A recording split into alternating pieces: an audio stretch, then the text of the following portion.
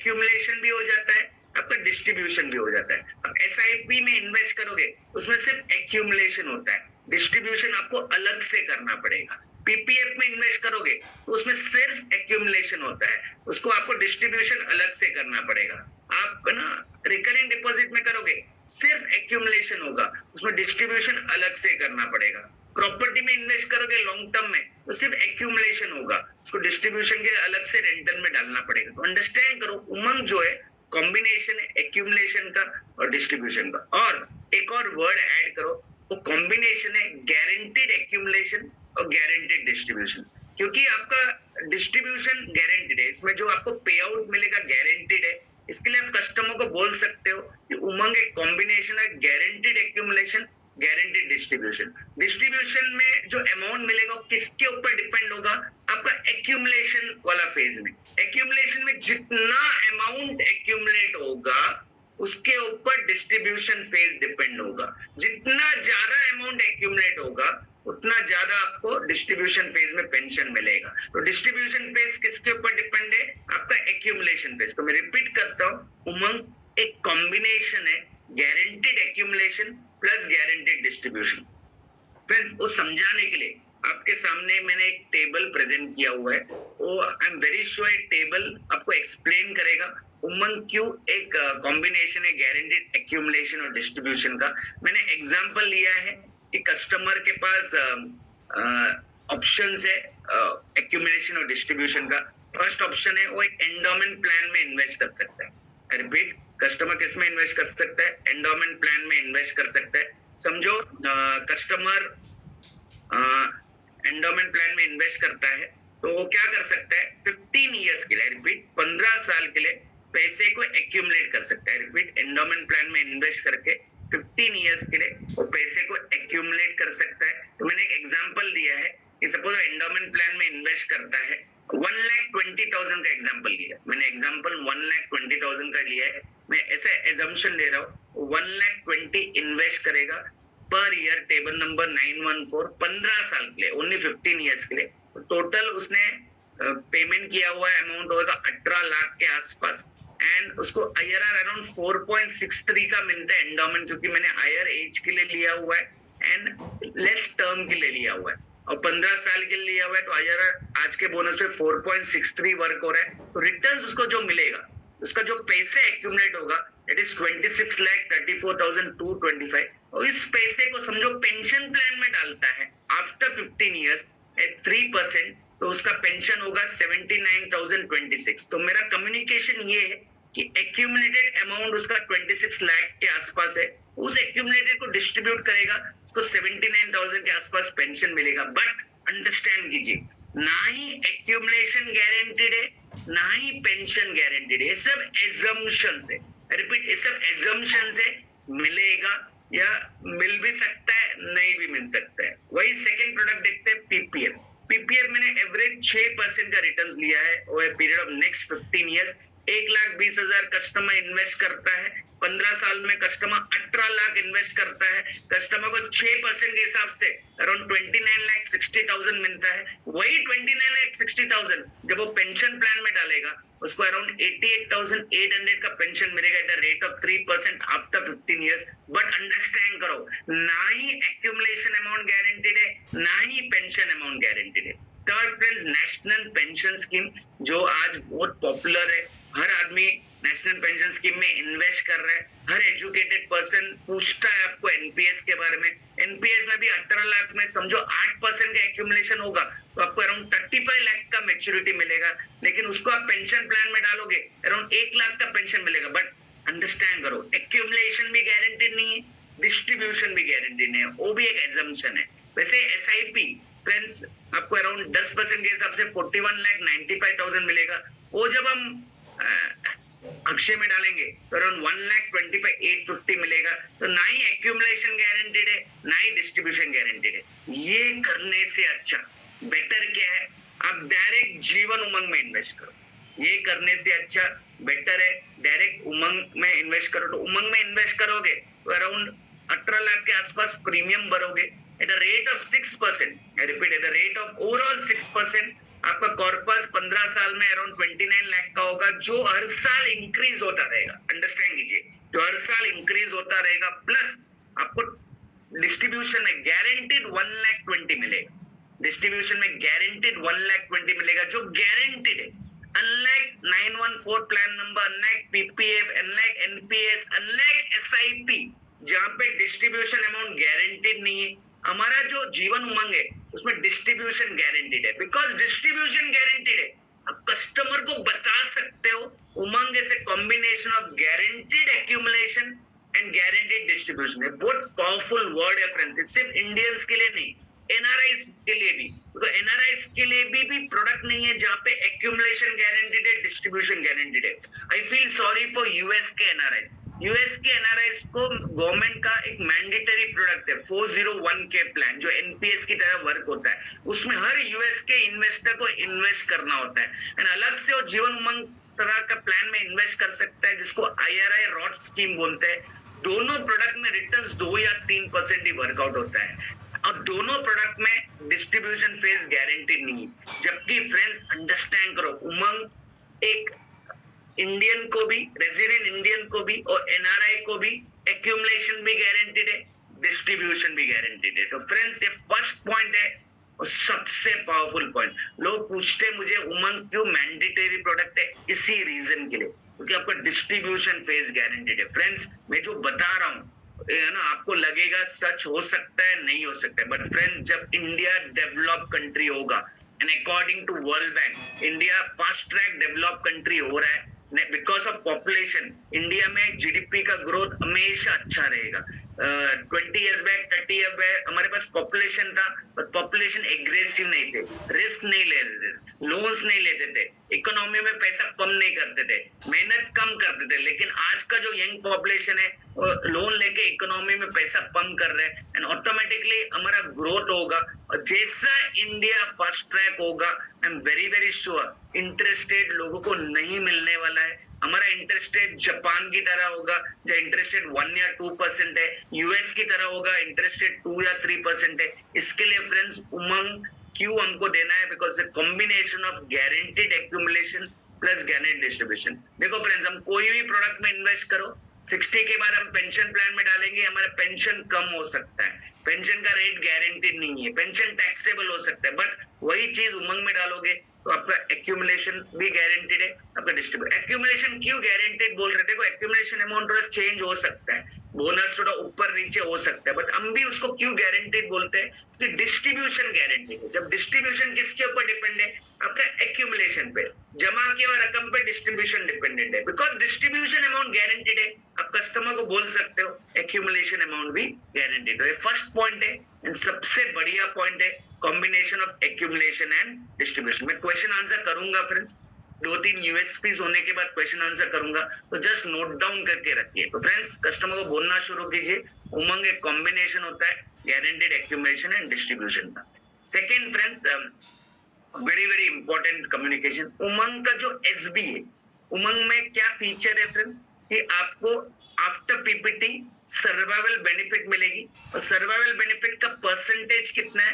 आपका जो sum assured है उसका 8% है। आई रिपीट, आपका जो सम एश्योर्ड है उसका 8% है। जो सर्वाइवल बेनिफिट मिलेगा 8% ऑफ सम एश्योर्ड। कस्टमर को एक नया एंगल दो, up to 5 lakh premium, 8% of sum assured जो है वो प्री टैक्स रिटर्न है, पोस्ट टैक्स रिटर्न है। आई रिपीट, कस्टमर को बोलो 8% ऑफ सम एश्योर्ड जो है वो पोस्ट टैक्स रिटर्न है। मैंने लास्ट सेशन वापस से रिपीट करता हूँ, प्री टैक्स का मतलब है इनकम टैक्स डिडक्ट होने के पहले, पोस्ट टैक्स का मतलब है इनकम टैक्स डिडक्ट होने के बाद। आई रिपीट, प्री टैक्स का मतलब है इनकम टैक्स डिडक्ट होने के पहले, पोस्ट टैक्स का मतलब है इनकम टैक्स डिडक्ट होने के बाद। फ्रेंड्स हमको जो भाषा बात करना है, आज इन्वेस्टर का भाषा बात करना है। ये सब वर्ड्स हमको अपने डिक्शनरी में लाना पड़ेगा, हमारे कम्युनिकेशन में लाना पड़ेगा। ये जब बोलते हो ना, कस्टमर है ना हमसे कनेक्ट होता है। कस्टमर को यही भाषा चाहिए, कस्टमर को है ना कॉमन मैन का भाषा चाहिए। कस्टमर को जितना इंश्योरेंस भाषा बोलोगे, कस्टमर हमसे कनेक्ट नहीं होता है। सर डॉक्टर आपने देखा रहेगा, डॉक्टर हमको जब बोलता है तो सिंपल लैंग्वेज में बोलता है। समझो उनको इंजेक्शन देना है तो बोलता है इंजेक्शन दे रहे। मे बी वो दूसरा डॉक्टर के पास बात करता है तो उसका इंजेक्शन नहीं होगा, और डॉक्टर के टर्मिनोलॉजी में कुछ अलग वर्ड रहेगा। तो एपिड्यूरल बोलते हैं उसको, क्या बोलते हैं, एपिड्यूरल। तो अंडरस्टैंड कीजिए कि डॉक्टर जब डॉक्टर से बात करते हैं तो उसको अलग होता है, डॉक्टर जब है ना मे बी पेशेंट से बात करते हैं अलग होता है। वैसे फ्रेंड्स कस्टमर को बोलिए कि हमारा जो 8% रिटर्न है वो टैक्स फ्री है। टैक्स फ्री का मतलब पोस्ट टैक्स। कस्टमर को बोलो अदर प्रोडक्ट्स में डाले रहते हैं, आपको 10% मिलता सर्वाइवल बेनिफिट, बट 10% टैक्सेबल होता। टैक्स पे करने के बाद आपका पोस्ट टैक्स कम होता। यहाँ पे एडवांटेज है, टैक्स फ्री होने के कारण 8% जो मिलेगा वो पोस्ट टैक्स मिलेगा। समझो आप 10 लाख का सम एश्योर्ड लेते हो, जो 80,000 मिलेगा वो पोस्ट टैक्स मिलेगा, उसमें फर्दर टैक्स पे करने की जरूरत नहीं है, उसको 1 रुपया के टैक्स पे करने की जरूरत नहीं है। ये सेकेंड पॉइंट है, तो कस्टमर को समझाना जरूरी है। और मैंने एक छोटा सा टेबल बनाया, वेरी पावरफुल टेबल, तो कस्टमर को बोलना शुरू करो। 8% पोस्ट टैक्स मिलना, समझो कोई कस्टमर 20.8 के टैक्स स्लैब में, समझो कोई कस्टमर 20.8 के टैक्स स्लैब में 8% मिलना, उसे एज गुड एज मिलना 10.13%। 8% मिलना एज गुड एज मिलना 10.13%। मैं ना एक एग्जांपल देता हूँ, कोऑपरेटिव क्रेडिट सोसाइटी का नाम नहीं लेता हूँ, बट काफी लोगों को पता रहेगा। मुंबई में एक कोऑपरेटिव क्रेडिट सोसाइटी है, इवन साउथ में कोऑपरेटिव क्रेडिट सोसाइटी है जो 1 ईयर एफडी पे 10% देता है। आई रिपीट, 1 ईयर एफडी पे 10 देता है।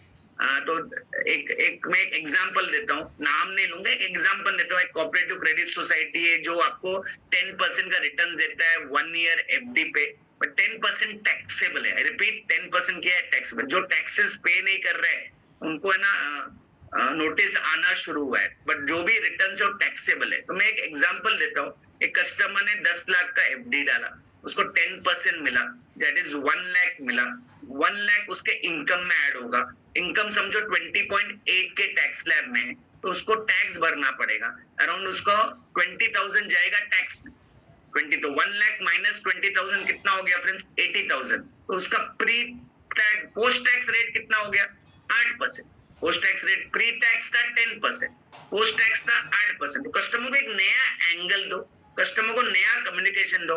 8% टैक्स फ्री मिलना या 8% पोस्ट टैक्स मिलना। सपोज कस्टमर 20.8 टैक्स स्लैब में है, 8% मिलना इज एज गुड एज मिलना 10.13% प्री टैक्स रिटर्न।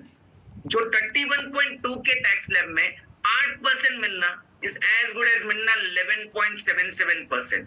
जो 34.32 के टैक्स स्लैब में 8% मिलना इज एज गुड एज मिलना 12.13%। जो 35.88 के टैक्स स्लैब में है 8% मिलना इज एज गुड एज मिलना 12.50%। जो 42.70 के टैक्स स्लैब में है 8% मिलना इज एज गुड एज मिलना 14.04%। आज जो हाईएस्ट इनकम टैक्स स्लैब था वो पहले लास्ट ईयर तक 42.7 था। इस साल इनकम टैक्स स्लैब को थोड़ा रिड्यूस किया, हाईएस्ट 39%, बट मैंने 42.7 रखा because I am very sure elections के बाद वापस वो 42.7 होने वाला है। जस्ट इलेक्शन के लिए एक है ना अट्रैक्ट करने के थोड़ा इंटरेस्ट कम किया गया है, थोड़ा टैक्स रेट कम किया गया, सॉरी नॉट इंटरेस्ट, थोड़ा टैक्स रेट कम किया गया। I am very sure tax rate को वापस चेंज किया जाएगा once election gets over. But 42.7 जो HNI से जो हाई नेटवर्थ इंडिविजुअल है, कल आपने इंडिया वर्सेस वेस्ट इंडीज का क्रिकेट मैच देखा रहेगा, तो जितने भी इंडियन प्लेयर्स है वो सब 42.7 के टैक्स स्लैब में। और सपोज 42.7 के टैक्स स्लैब में 8% टैक्स फ्री मिलना इज एज गुड एज मिलना 14% taxable returns. I repeat, 8% tax free मिलना इज एज गुड एज मिलना 14% टैक्सेबल। तो समझो उन्होंने कोई एक 10 लाख डाला रहेगा ऐसे इन्वेस्टमेंट में, जो उनको 14% दिया रहेगा, 1,40,000 इंटरेस्ट देगा, बट टैक्स भरने के बाद उनको इंटरेस्ट 8% ही वर्कआउट होगा। तो ये बहुत बढ़िया कम्युनिकेशन है। कस्टमर को बोलना शुरू करो, स्पेशली जो लोग बड़ा इन्वेस्टमेंट कर रहे हैं SIP में। क्या सोच के कर रहे हैं SIP में कि हम पैसे को जमा करेंगे और 20 साल के बाद जमा किया हुआ रकम हम SWP में डालेंगे, सिस्टमैटिक विड्रॉल प्लान में डालेंगे। बट अंडरस्टैंड करो, सिस्टमैटिक विड्रॉल प्लान में जो रिटर्न्स मिलेगा उसमें क्या भरना पड़ेगा, टैक्स भरना पड़ेगा। तो भले ही उनको ओवरऑल 14 वर्कआउट होता है, बट टैक्स भरने के बाद वो कितना वर्कआउट होगा, 8 वर्कआउट होगा। तो ये सेकेंड पॉइंट है, प्री टैक्स पोस्ट टैक्स। तो जब आपको ये PPT मिलेगा, इसका जो स्लाइड है वो अपने मोबाइल में रखिए एंड हर कस्टमर को बताइए कि 8% मिलना इज एज गुड एज मिलना 10 to 14%, यू नो। बट ये जो कम्युनिकेशन है, आपके पास ज्यादा दिन नहीं है friends, this is up to 5 lakh premium.